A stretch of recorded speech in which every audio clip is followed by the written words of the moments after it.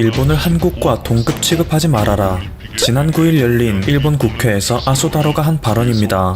이날 회의에서는 일본 입헌민주당의 사쿠라이슈 의원이 한국, 중국, 대만과 셀구 사망자 수를 비교하면 일본의 민도는 동아시아에서 최악이라 할 수 있다 라며 현 정권인 자민당을 압박하는 발언을 하였는데요. 이에 대해 아소다로 일본 부총리가 일본의 방역에는 강제력이 없다. 한국과 동급 취급하지 마라. 일본의 민도는 다른 국가들과 비교할 수준이 아니다 라며 발끈하는 모습을 보인 것이었죠. 최근 일본은 한국 때문에 자존심 상하는 일이 한두 가지가 아닙니다. 그중 대표적인 것은 역시 미국의 트럼프 대통령이 일본에게 아무런 언질 없이 한국을 G7 국가로 초청한 것인데요. G7은 전세계 선진 7개국의 모임으로서 사실상 친미성향 강대국 친목 모임이라 해도 무방합니다. 그런데 최근 중국의 패권이 날이 갈수록 강대해지고 있고 쓸고 확산으로 인한 전세계의 피해가 막심해지자 미국은 동맹국들과 합심하여 중국을 따돌리는 전략을 취하려는 것이죠. 그동안 자국 우선주의만을 표방하며 동맹국 뒤통수 때리기를 취미로 일삼던 트럼프의 행보라고는 믿을 수 없을 정도인데요. 기존의 G7에 포함되어 있던 영국, 프랑스, 독일, 이탈리아는 이 모임에 한국을 참여시키는 것을 적극 찬성하는 모습을 보였습니다. 현재 한국의 국제적 위상, 방역 능력, 군사력, 경제력 등을 감안할 때 한국이라면 충분히 세계의 리더가 될 자격이 있다 라고 인정한 것이죠. 하지만 유일하게 이것에 반대한 국가가 있으니 바로 일본입니다. 일본에서는 트럼프가 새로운 G11 체제 구상안에 대한 의견을 제시한 직후 수많은 언론들에서 한국이 이곳에 끼면 일본이 아시아 유일의 G7 참가국이라는 의미가 퇴색된다 라며 식겁하는 모습을 보였습니다. 한국은 강제징용 합의 등 각종 국제법을 위반하는 국가이니 선진국의 반열에 이름을 올릴 수 있는 수준이 아니다 라며 직접적인 반대 의사를 표명하기도 했으며 일본의 산케이 신문에서는 한국은 중국과 미국 사이에서 실리를 취하는 양다리 외교를 하기에 한국이 참여한 다면 다른 선진국들이 합심하여 진행하는 대중국 압박 체제에 방해만 될 뿐이다 라며 한국의 가입을 찬성하는 다른 국가들을 설득하려는 태도를 보였죠. 하지만 그럼에도 다른 G7 국가들은 중국을 견제하기 위해서는 한국의 포지션이 가장 중요하다 라며 사실상 일본의 반대 의견을 묵살하다시피 했는데요. 이 와중에 아베 신조는 엄청난 승부수를 띄워버렸습니다. 일본이 G7을 대표하여 중국을 때리는 역할을 하겠습니다. 앞으로 중국과의 정면 대결에 일본이 총대를 맨다면 굳이 G7에 한국을 넣을 이유도 없지 않겠습니까?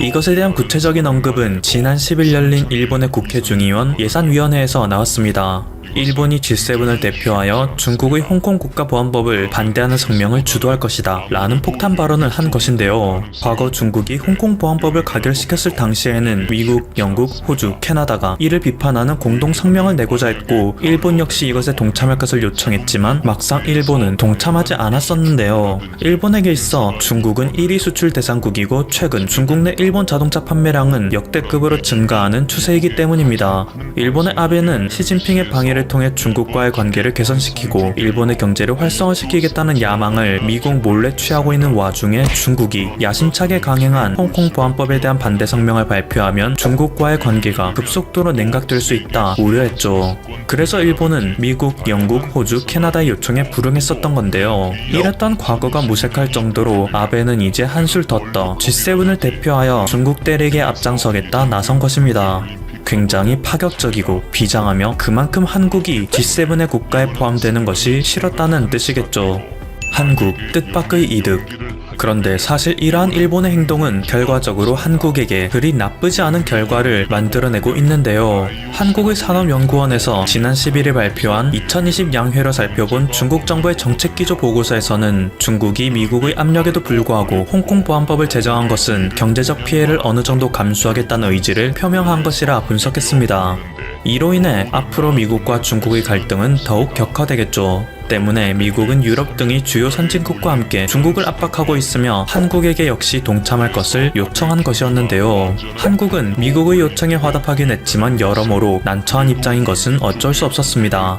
한국의 수출 대상국 1위로서 한국이 경제적으로 크게 의존하고 있는 중국은 협력국에게는 무역우대라는 당근을 주고 비협력국에게는 경제보복이라는 채찍을 과감히 사용하기에 이런 상황 속에서 한국이 피해를 최소화할 수 있는 외교활로는 너무 좁기 때문이죠.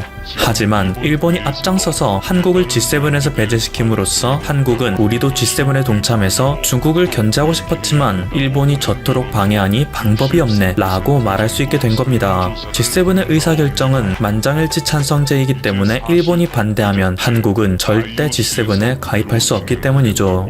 미국과 중국 사이에서 모든 명분을 챙기게 되었습니다. 앞서 미국과 영국, 프랑스, 독일 등이 한국은 G7에 가입할 자격이 충분한 국가이다 라고 말함으로써 국격 역시 상승된 것은 덤이고요.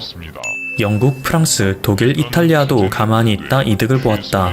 한편 일본은 이것에 그치지 않고 더욱 미쳐 날뛰는 모습을 보였습니다. 트럼프가 고심 끝에 러시아에게도 G7에 가입하라는 제안을 했는데 일본이 눈치 없이 그것을 회방 놓는 발언을 했기 때문이죠. 과거 러시아가 우크라이나를 침공하여 크림반도를 강제 합병시킨 것을 말하며 침략 행위를 일삼는 UN 국제법 위반국 러시아는 G7의 자리에 절대 들어와서는 안 된다라고 반대했습니다. 그리고 이러한 일본의 회방을 반가워하는 국가는 다름 아닌 영국, 프랑스, 독일, 이탈리아인데요. 최근 러시아가 지속적으로 동유럽권에 진출하며 다른 유럽 국가들의 안위와 에너지 안보를 위협하고 있기에 러시아가 G7에 영입되는 것은 이 국가들에게 썩 좋은 일이 아니었습니다. 하지만 그럼에도 미국이 지속적으로 설득을 하고 있기에 대놓고 반대를 하지는 못하는 입장이었는데 일본이 러시아를 신랄하게 비판하고 있으니 내 국가들은 속으로 쾌재를 부르고 있겠죠. 즉, 일본은 G7에 한국과 러시아를 넣는 것에 반대함으로써 한국과 다른 G7 국가들에게만 이득인 상황을 만든 것입니다. 일본이 필요 이상으로 나대자 분노하는 미국.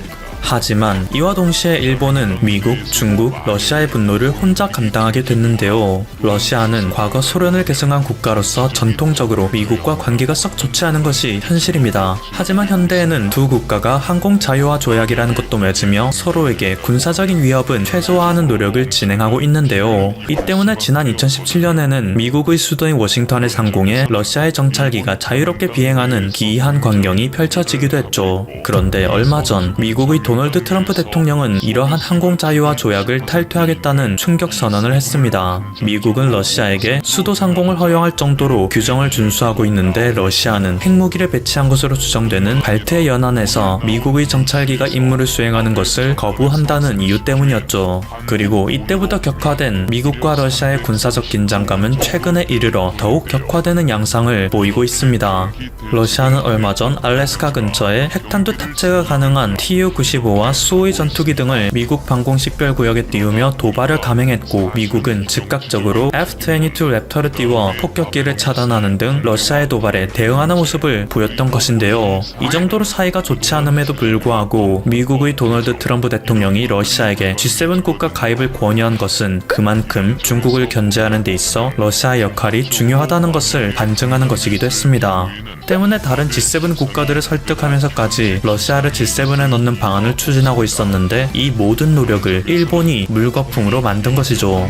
이에 미국의 언론에서는 일본이 명분상 G7 개편을 하지 못하도록 만들어놨으니 이제 미국은 일본이 원하는 대로 그들을 100% 활용하여 중국과의 분쟁에서 그들을 기꺼이 총알바지로 사용할 것이다 라고 논평하고 있습니다. 러시아, 일본과의 전쟁 시작하나.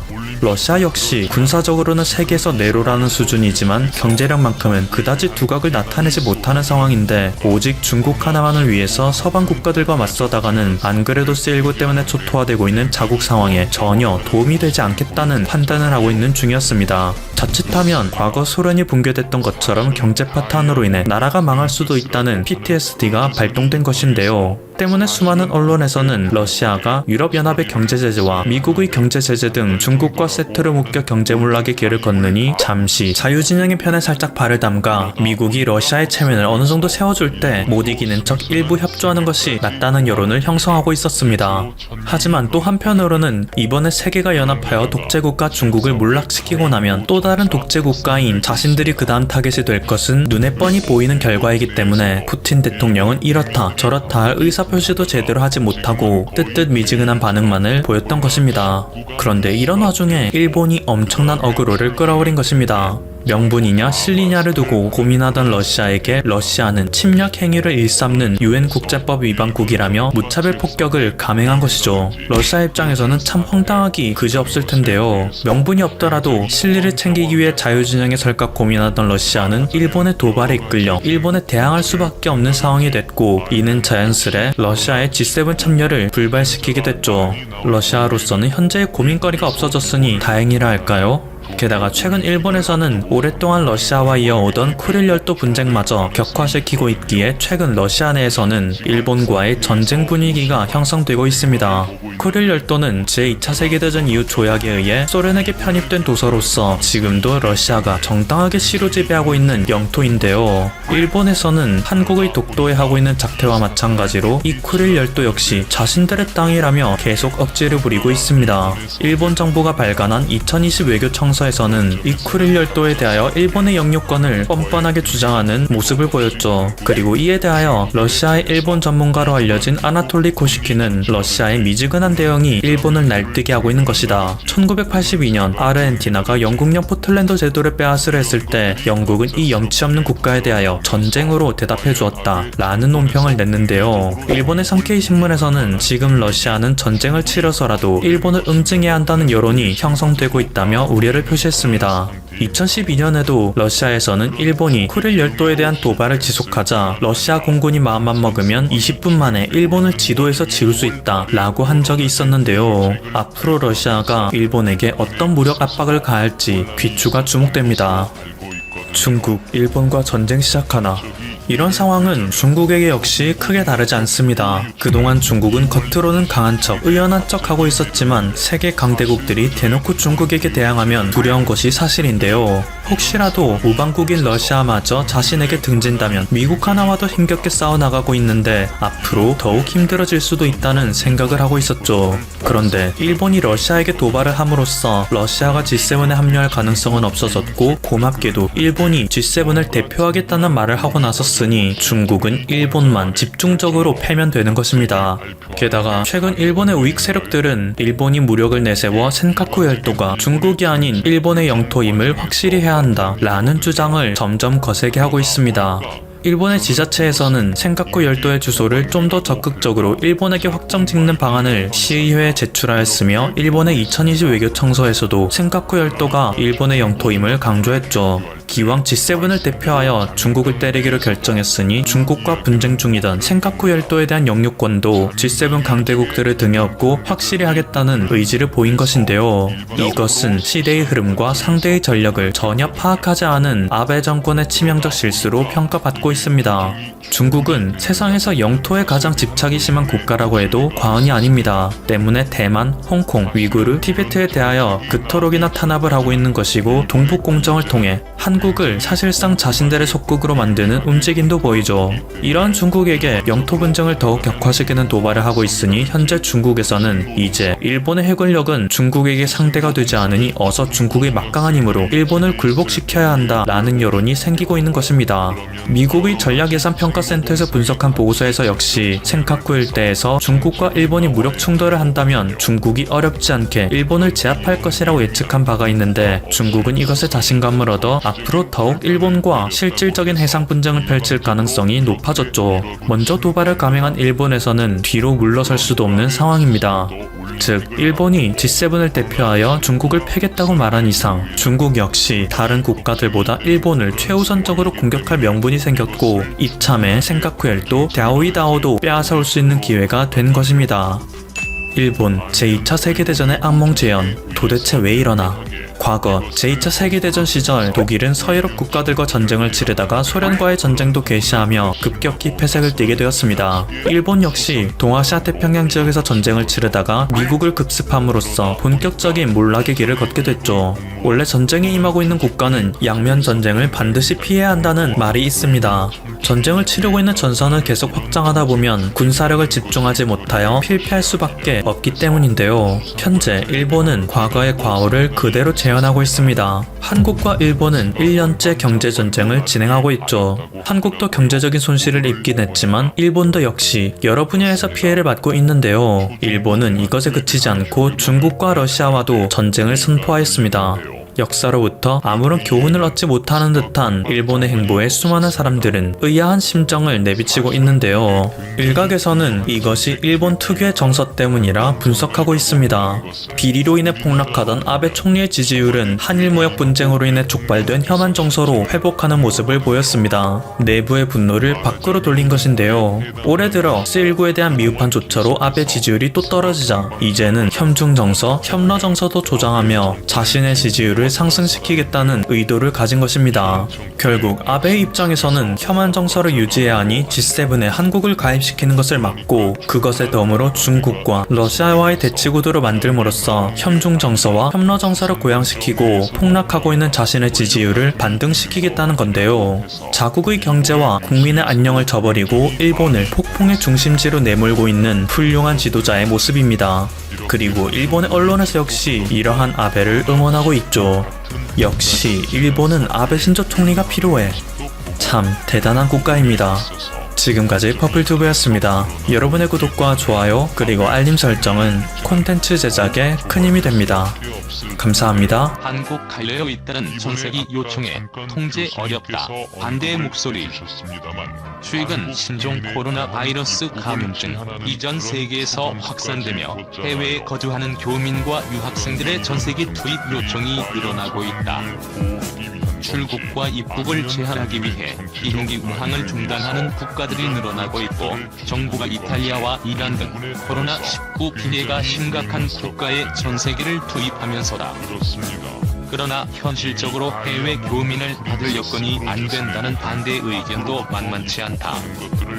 지난달 30일부터 청와대 국민청원 게시판에는 말레이시아, 인도, 싱가포르, 파라과이, 아랍에미리트 등 세계 각국의 전세기를 보내달라는 청원글이 잇따라 올라왔다.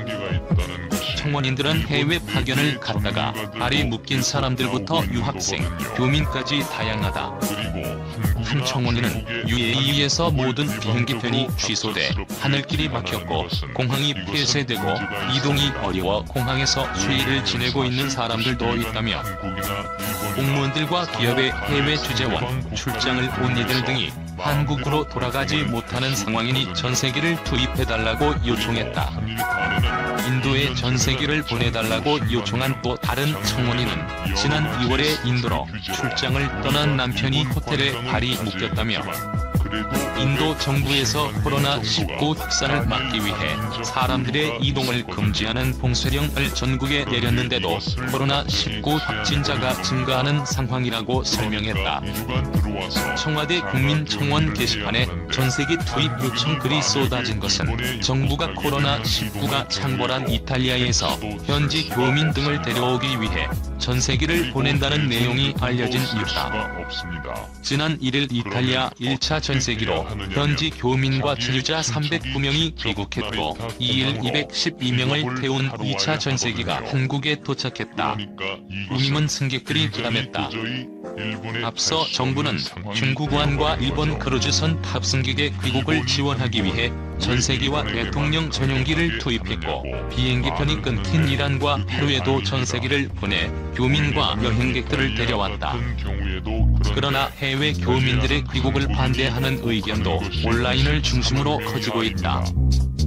최근 유학생 등 해외 입국 자발 코로나19 확진과 감염이 늘어나는 상황에서 전세기를 통해 수백 명이 연이어 국내로 들어온다면 감염병을 통제하기 어렵다는 주장이다.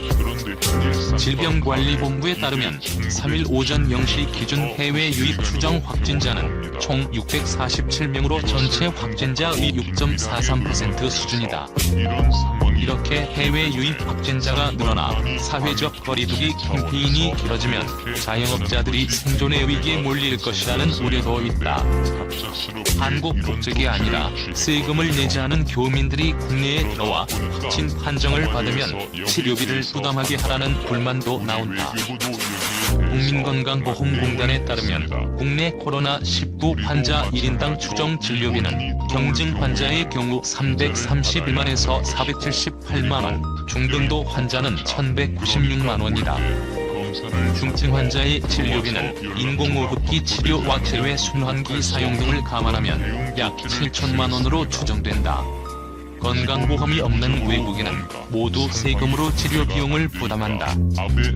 이에 대해 정부는 지난달 31일 자국민 입국 금지 계획은 절대 없다고 밝혔다.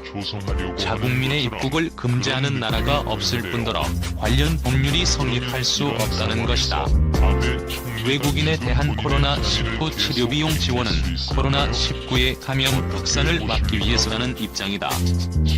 외국인에게 고가의 비용을 내게 하면 증상이 있어도 코로나19 진단검사나 치료를 받지 않아 감염병이 지역사회로 퍼질 수 있기 때문이다. 그러나 해외 교민들의 귀국을 반대하는 의견도 온라인을 중심으로 커지고 있다.